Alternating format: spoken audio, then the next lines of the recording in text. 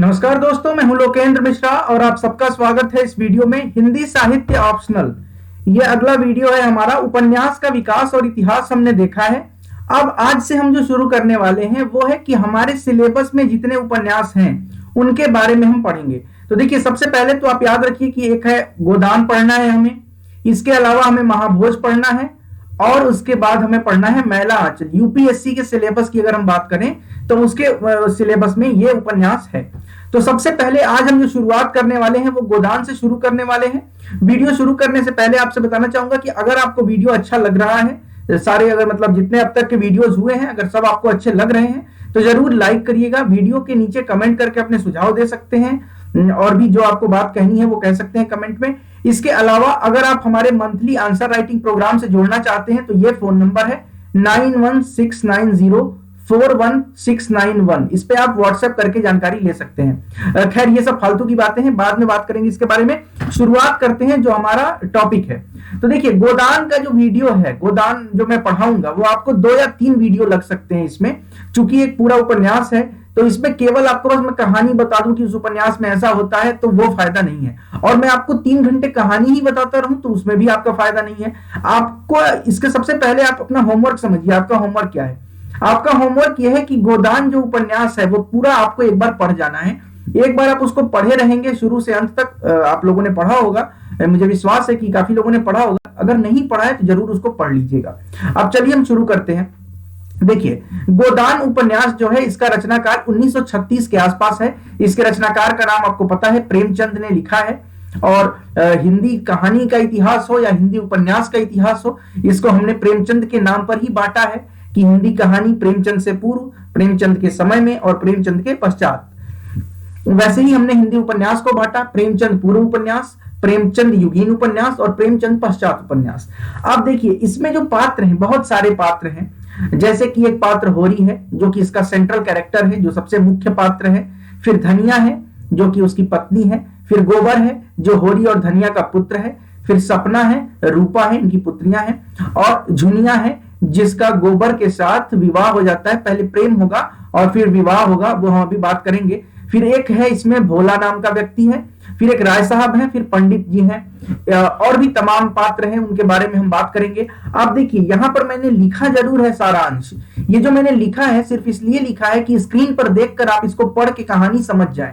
लेकिन मैं जो कथा सार आपको बताऊंगा, ये अगले आधे घंटे तक लगातार मैं बताऊंगा, उसको आप ध्यान से देखिएगा। उसके लिए मैं गोदान की जो है उसकी भी हेल्प लूंगा, जो कि मेरे पास अभी पीडीएफ के फॉर्मेट में उपलब्ध है। हार्ड बुक में भी है, लेकिन मैं अभी पीडीएफ से ही आपको उसके बारे में बताता चलूंगा। तो सबसे पहले हम बात करते हैं कि इसकी शुरुआत कहां से होती है।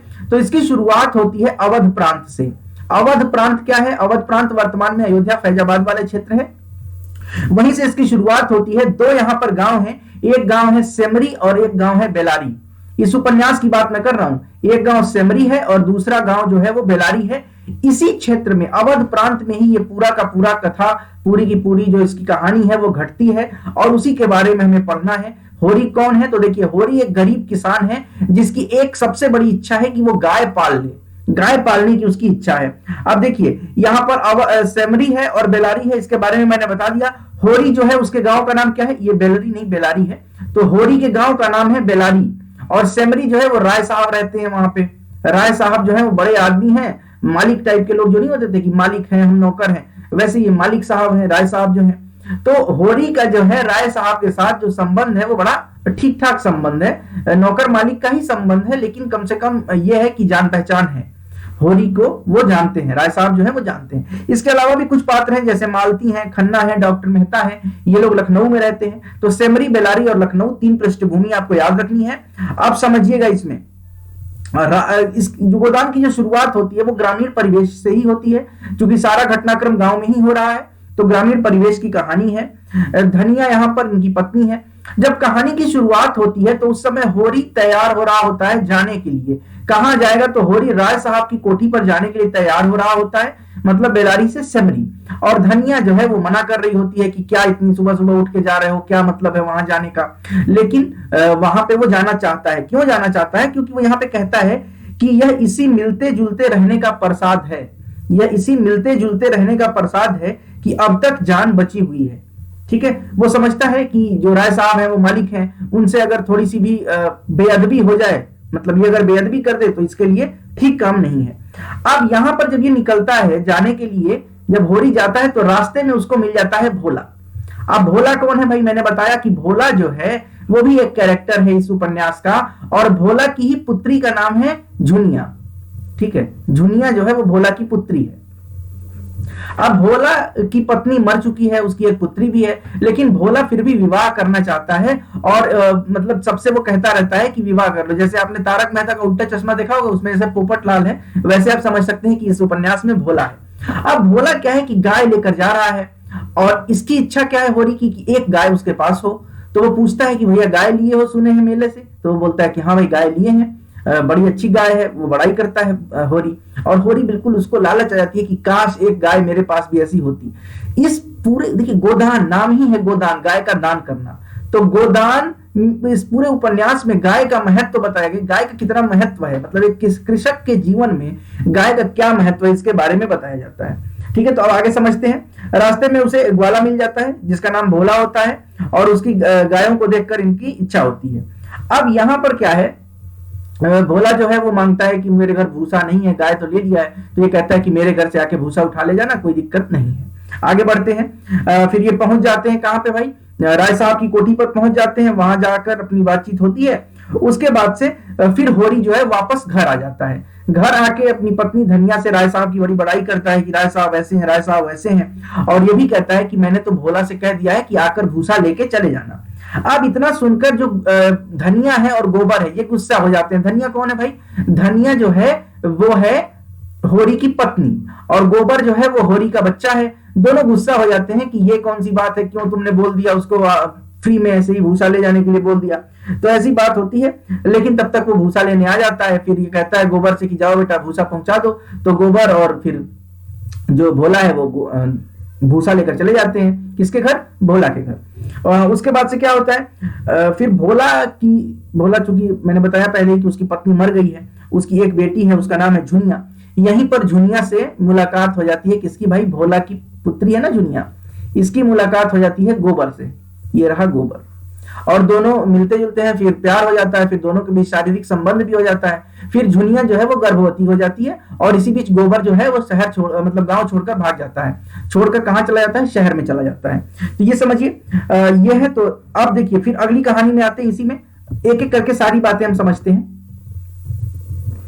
अगला जो इसमें है, सेमरी में राय साहब के घर पे एक समय उत्सव हो रहा होता है, और उस उत्सव में क्या होता है, धनुष यज्ञ नाटक किया जाता है। धनुष यज्ञ का मतलब क्या होता है? जब राम जी धनुष तोड़ते हैं तो परशुराम आते हैं ना, तो वो जो पूरा प्रकरण है रामचरितमानस में या रामायण में, उसको धनुष यज्ञ कहा जाता है। तो इसमें होरी जो है वो जनक के माली का अभिनय करता है, और इसके लिए होरी को 5 रुपए नजराना देना है।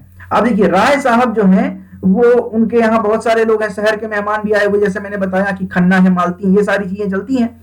इसी बीच में राय साहब का एक भाषण होता है बड़ा जबरदस्त। देखिए मैं पूरा, देखिए सिर्फ कहानी नहीं बता रहा हूं, मैं कथा सार बता रहा हूं, मतलब उसमें क्या क्या चीजें हैं वो भी इंपॉर्टेंट पॉइंट्स भी बताना है।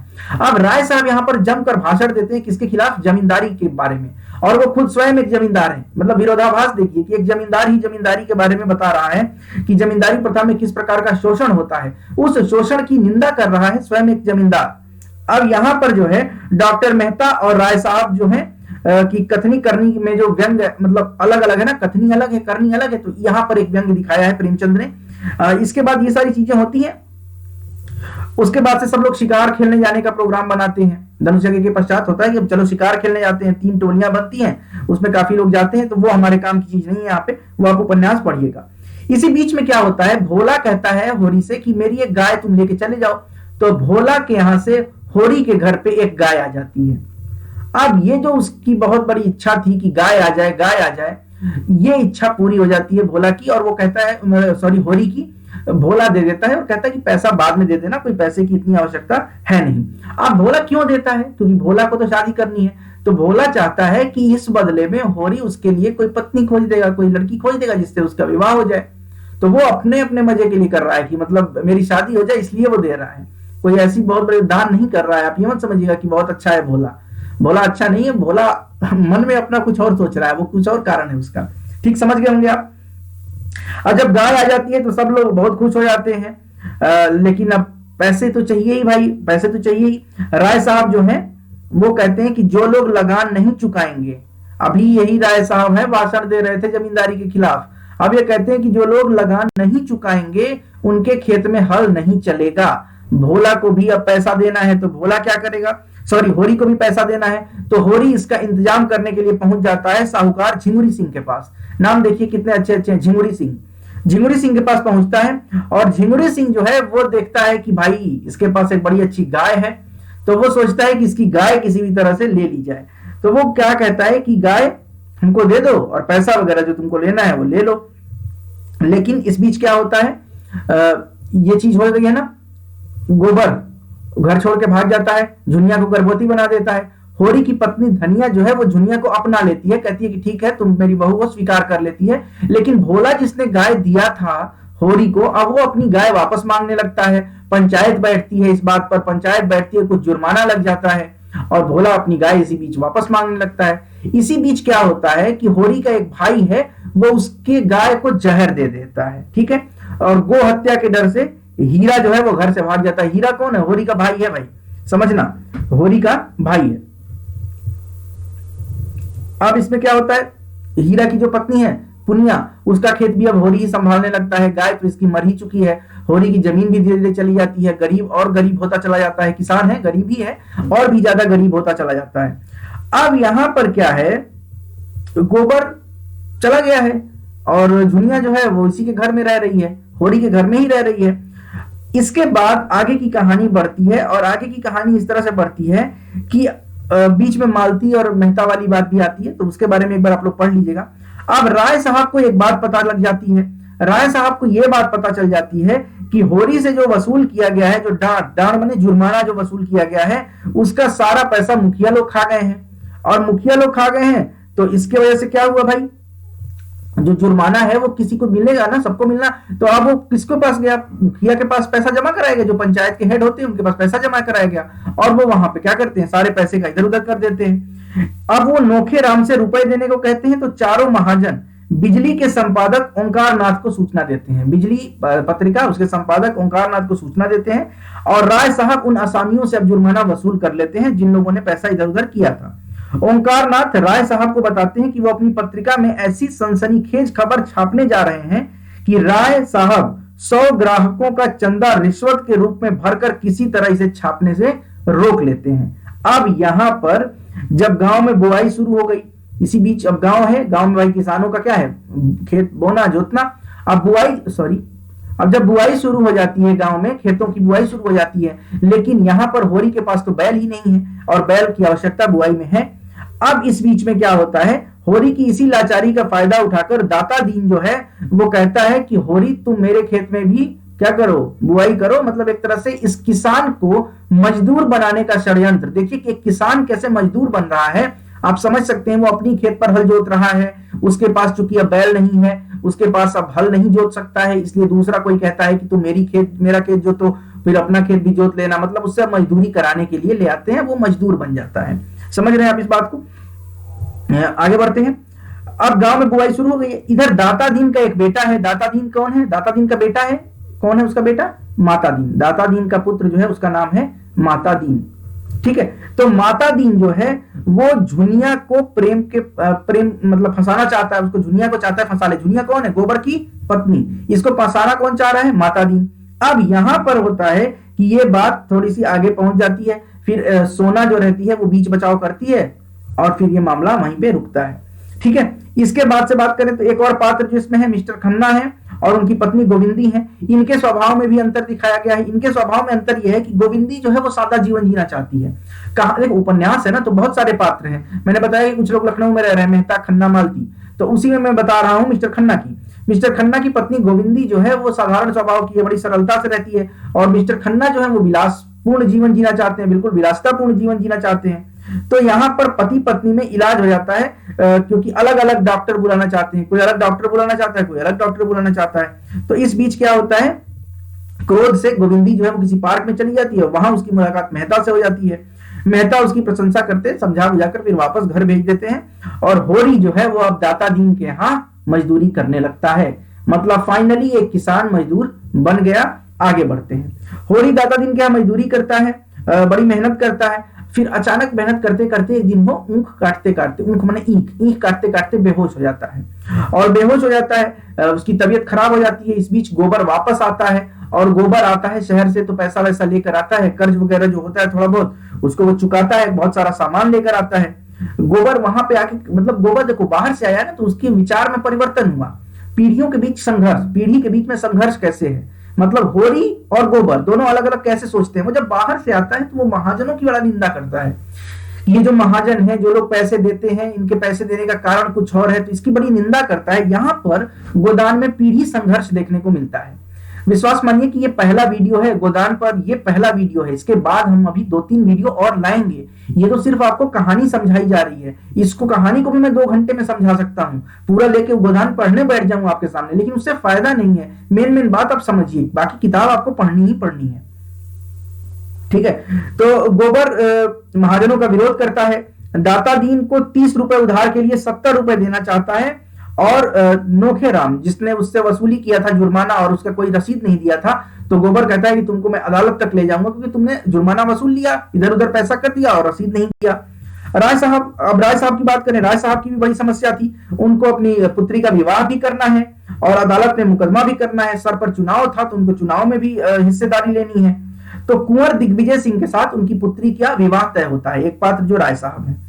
तो खैर राय साहब के साथ चुनाव लड़ना था, पैसे की कमी थी इसलिए वो उधार वगैरह मांगने के लिए, तमाम चीजें होती हैं बीच में, इसको मैं थोड़ा सा कट कर रहा हूं, लेकिन आगे बताऊंगा फिर मैं आपको, जब जहां जरूरत होगी उसको बताऊंगा। कुछ चीजें इसमें से मैं कट कर रहा हूं उपन्यास में से जो हमें नहीं पढ़नी है, आपको पढ़ना है, मैं यहां पे नहीं बता रहा हूं, ठीक है। अब देखिए आगे बढ़ते हैं। भोला है, अब भोला की बात कर लें, उसकी शादी उसको करनी थी ना, तो भोला विवाह करता है। भोला विवाह किससे करता है? नोहरी नाम की एक औरत से, नोहरी नाम की एक जवान विधवा से विवाह करता है। नोहरी क्या है कि वो विधवा हो जाती है और उसकी पुत्रियां, मतलब उसके पुत्र भी रहते हैं और उनके पुत्रों की भी शादी हो चुकी होती है, लेकिन क्या होता है कि पुत्रियों से, मतलब पुत्र वधुओं से पटती नहीं है उसकी, झगड़ा होता रहता है, तो क्या करती है, भोला के साथ विवाह कर लेती है। और यहां पर जब भोला के साथ विवाह कर लेती है तो कहां गया, हाँ, नोहरी का विवाह किससे हो जाता है? भोला से। नोहरी के साथ बहुओं की नहीं पड़ती थी, उसके बाद पुत्र कामना भोला को घर से भगा देती है। नोखे राम नोहरी की लालसा से भोला को नौकर रख लेता है। अब यहां पर देखना, नोखे राम वही जिसने पैसा ले लिया था जुर्माना, लेकिन उसने क्या किया था, पर्ची नहीं दी थी। पर्ची का मतलब क्या है, रसीद नहीं दिया था, ठीक है। अब हम आगे बढ़ते हैं, यहां से शहर में परिवार ले आ देता है गोबर, और वहां पर देखता है कि जो खोंचा लगाता था वहां कोई दूसरा बैठा हुआ है कारोबार में, फिर उसको घाटा होता है, फिर वो किसी इंडस्ट्री में, वहां पे किसी फैक्ट्री में काम करने, मिल में नौकरी करने लगता है। झुनिया को गोबर की कामुकता पसंद नहीं आती है, गोबर का बेटा इस बीच मर जाता है। फिर क्या होता है, झुनिया फिर से गर्भवती है, गोबर जो है उसकी पैसे रुपए थोड़ी कमी हो गई है, अब वो नशा करने लगता है, फिर एक बेटे की जन्म देती है। और यहां पर क्या होता है, मिल में झगड़ा हो जाता है, गोबर घायल हो जाता है, और पति पत्नी में जो संबंध है वो थोड़ा सा यहाँ पे दिखाया गया है कि उतना दिक्कत हो जाती है उसको, क्योंकि पैसे रुपए नहीं है और इस बीच उसकी तबीयत भी खराब हो जाती है, ये सारी चीजें होती हैं। फिर हम बात करते हैं माता दीन। अब ये जो नोहरी है, अब माता दीन इससे चक्कर चलाने की कोशिश करता है। माता दीन देखिए कैसा व्यक्ति है माता दीन। अभी ये माता दीन इधर झुनिया के पीछे पड़ा था, अभी यहाँ पर नोहरी के पीछे पड़ गया, वो फिर से आकर्षित होता है और वह वहां पे सिलिया नाम की एक और इसमें पात्र है, उसको सिलिया के लिए छोटी को 2 रुपए दे देता है और फिर वहां से आगे बढ़ता है। फिर इस कहानी से आगे बढ़ते हैं, मिल में आग लग जाती है। अब अगली सीन पे आते हैं, मिल में आग लग गई। मिल में आग लगने से क्या होता है भाई, मिल का नुकसान हो जाएगा। तो मिल में जब नुकसान हो जाएगा तो उससे जो उसमें काम करने वाले कर्मचारी हैं उनको भी नुकसान होगा। मैं यहाँ पे देख रहा हूँ बुक में, इसलिए मैं थोड़ा सा, आपको लग रहा होगा कि मैं आई कांटेक्ट नहीं कर पा रहा हूँ, क्योंकि मैं किताब से देखकर कुछ चीजें बता रहा हूँ आपको। जो इसमें चीजें हैं ना, जो कहानी है, कहानी तो मुझे याद है, कहानी तो मैंने लिखी हुई है, लेकिन कुछ इंपॉर्टेंट पॉइंट्स जो है वो यहाँ से मैं किताब में देख रहा हूँ, इसलिए आपको लग रहा होगा कि आई कांटेक्ट नहीं बन पा रहा होगा। मैं समझ सकता हूँ इसके बारे में, ठीक है। मिल में आग लग गई और फिर काम वाम नहीं कर पा रहा है मिल में। फिर सॉरी, अब इधर होरी की जो स्थिति है वो धीरे धीरे खराब होती है। सीधे हम आते हैं अपने पॉइंट पे। होरी की जमीन चली जाती है, गोबर आता है, पैसा लाता है, कर चुकाता है, स्थिति ठीक नहीं होती है, शहर चला जाता है, होरी की तबीयत खराब होती है, बेहोश हो गया था, हमने पहले ही देख लिया है। अब होरी यहाँ पे क्या होता है, 3 साल तक लगान न चुकाने से नोखे राम जो है वो बेदखली का दावा करता है कि जमीन से बेदखल कर देंगे। माता दीन अब होरी को सुझाव देता है कि राम सेवक मेहता से रूपा की शादी कर दो और उससे कुछ पैसा ले लो। अब राम सेवक से शादी किसकी होने वाली है, रूपा की। राम सेवक जो है वो एक अधेड़ उम्र का व्यक्ति है और रूपा जो है वो अभी कम उम्र की लड़की है। रूपा कौन है, तो रूपा इसकी लड़की है, होरी की पुत्री है। अब यहां पर इसका विवाह राम सेवक से इसलिए होने वाला है ताकि राम सेवक कुछ पैसा दे देगा तो जो जमीन से बेदखली का दावा हो रहा है वो खत्म हो जाएगा। मतलब यहां पर देखिए बताया जा रहा है कि आर्थिक स्थिति यदि अच्छी नहीं है तो इससे बेमेल विवाह भी बढ़ता है। और यहां पर बेमेल विवाह आपको देखने को मिलता है गोदान में, जब रूपा और राम सेवक के विवाह की बात की जा रही है। क्लियर है इतनी बात, आगे बढ़ते हैं। इसके बाद से देखिए क्या होता है, माता दीन होरी को सुझाव देता है। होरी ये सुन के बड़ा दुखी होता है, लेकिन अंत में होरी को मानना पड़ता है और अंत में दोनों होरी और धनिया राजी हो जाते हैं। गोबर को कहा जाता है कि तुम शादी में आ जाओ। गोबर अपनी पत्नी को लेकर, झुनिया को लेकर गांव आता है, शादी हो जाती है, रूपा की शादी यहाँ पे हो जाती है। और फिर क्या होता है, गोबर गांव में ही झुनिया को छोड़कर वापस लखनऊ चला जाता है कमाने के लिए, जैसे वो पहले गया था। रूपा अब जब पहुंचती है वहां तो ससुराल में देखती है कि बड़ी समृद्धि है, क्योंकि राम सेवक पैसे वाला व्यक्ति है तो वहां पे बहुत समृद्धि है। तो वहां वो देख के सोचती है कि यहाँ पर इतना पैसा है और मेरे पिता जो है वो एक गाय के लिए पूरी जीवन तरसते रह गए, कि उनकी एक लालसा है, इच्छा है कि एक उनके घर पे गाय हो, और ये इच्छा उसकी अभी तक पूरी नहीं हो पाई। तो उसको लगता है कि मैं गाय एक बार लेकर जरूर जाऊंगी अपने पिता के पास, ठीक है, एक गाय ले जाएंगी। अब यहाँ पर होरी जो है वो पोते मंगल के लिए गाय लेना चाहता है। मंगल कौन आ गया भैया, होरी का पोता, मतलब अब गोबर का जो पुत्र है उसकी बात आ गई। यहां पर जब आते हैं वो लेना चाहता है, इसलिए वो कंकड़ खोदने की मजदूरी करता है। मतलब देखिए गाय की कितनी बड़ी इच्छा है। शुरुआत इस कहानी की गाय से होती है और अंत भी इस कहानी की गाय से। इस पूरे उपन्यास में गाय का ही उल्लेख है, शुरू और अंत में भी। उसकी इच्छा है कि वो गाय अपने पुत्र के लिए ले, गोबर के लिए, पर वो नहीं ले पाता है। किसान से वो मजदूर बन जाता है, मजदूर से फिर कंकड़ खोदने, रोड वगैरह बन रहा है वहां पे कंकड़ खोदने का काम करने लगता है, सिर्फ इस लालसा से कि यहां से जो पैसा मिलेगा अपने पुत्र के लिए गाय नहीं ले पाए, कम से कम अपने पौत्र मंगल के लिए तो ले लेंगे, ये सोचकर वो कंकड़ खोदने का कार्य करता है। और पहले ही मैं बता दिया मैंने आपको कि यहां पर उसकी तबीयत पहले ही खराब है, बेहोश होकर गिर गया था ईंख के खेत में, तो यहां पर उसकी स्थिति और ज्यादा खराब हो जाती है। और वो कंकड़ खोदते खोदते वहीं पर क्या होता है, बेचारा बहुत दोपहर में थोड़ा सा छुट्टी के समय लेट हो जाता है और उसको लू लग जाती है। लू मतलब क्या होता है आपको पता है, गर्म हवा जो चलती है गर्मी के महीने में, उसको लू कहते हैं। वहां पे वो गिर जाता है, फिर धनिया आती है, सारे लोग इकट्ठे होते हैं और होरी को उसके घर ले जाया जाता है। होरी की जुबान बिल्कुल बंद हो गई है और घरेलू उपचार वगैरह किए जाते हैं, क्योंकि पैसे भी नहीं है तो घरेलू उपचार होता है, सब बेकार हो जाता है। अब होरी यहाँ पे हीरा जो है वो कहता है गोदान कर दो। गोदान अब यहां पर आता है, इसका पूरे उपन्यास में जो इसका नाम दिया है गोदान, ये समझते हैं। गोदान का मतलब है कि जब कोई व्यक्ति मरने वाला होता है तो पंडित कहता है उस समय कि गोदान करना चाहिए। गोदान मतलब गाय का दान। पूरी उम्र इस व्यक्ति की एक ही इच्छा थी कि इसके घर एक गाय हो, लेकिन इसकी आर्थिक स्थिति के कारण यह संभव नहीं हो पाया कि यह गाय रख पाए, और अंत में मरने के बाद पंडित ये कहेगा कि एक गाय दान कर दिया जाए। तो ये विडंबना बताया गया है कि भारतीय मतलब हमारे समाज में जो व्यक्ति गाय की इच्छा लिए ही मर गया, उसको गोदान करने के लिए यहां पर अंत में कहा जाता है मृत्यु के समय। तो ये इस कहानी की पूरा का पूरा यहाँ यह कहानी समझ में आता है। ब्राह्मण जो है वो दातादीन साहब हैं और दातादीन कहते हैं कि कैसे भी कैसे जल्दी से गोदान करो। तो यहाँ पर धनिया कहती है कि महाराज घर में न गाय है, न बचिया है, न पैसा है।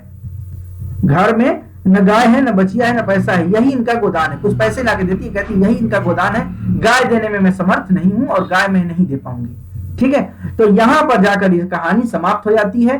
पंडित राजी नहीं होता है, फिर वहां पे झुनिया बेहोश हो जाती है।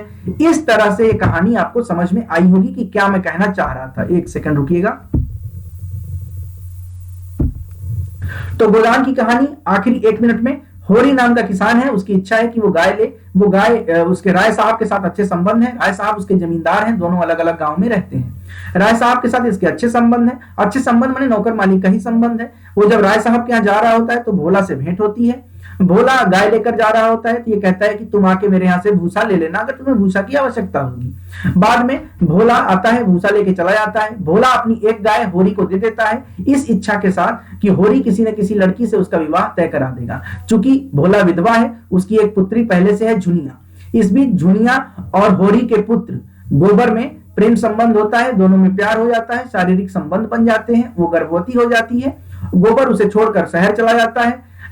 होरी और झुनिया ये दोनों जो है, होरी और धनिया, ये झुनिया को स्वीकार कर लेते हैं बहू के रूप में। वहां पे वो मिल में काम कर रहा होता है, वो वापस भी आता है। इस बीच वापस जब आता है तो कर्ज वगैरह भर देता है। इस बीच होरी की तबीयत खराब हो जाती है। होरी जो गाय लेकर आया होता है भोला के यहाँ से, उसे जहर देकर उसका भाई मार देता है, वो मर जाती है। फिर जुर्माना वगैरह होता है, चूंकि ये बीच में गोबर और झुनिया वाला प्रसंग हो गया, इसलिए यहाँ पे जुर्माना वगैरह देता है। जमीन इसकी रसीद नहीं मिलती है जमीन का इसको। बाद में फिर स्थिति थोड़ी थोड़ी, मतलब गोबर आता है, थोड़ा सा ठीक लगता है वहां पे कि स्थिति ठीक हो रही है।